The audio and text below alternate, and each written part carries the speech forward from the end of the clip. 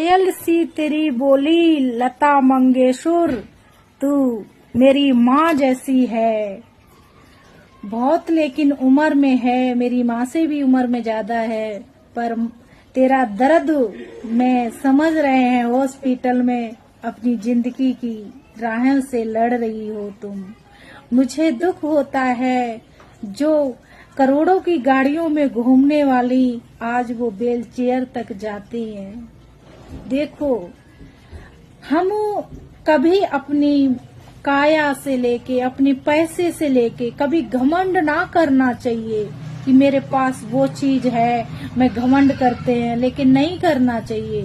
भगवान श्री राम ने भी वन में कितनी परिस्थितियां से उन्होंने कष्ट छाए, लेकिन दुनिया यहाँ कष्ट खा के चला जाता है। बड़ा दुख की बात है कि एक दिन वो बहुत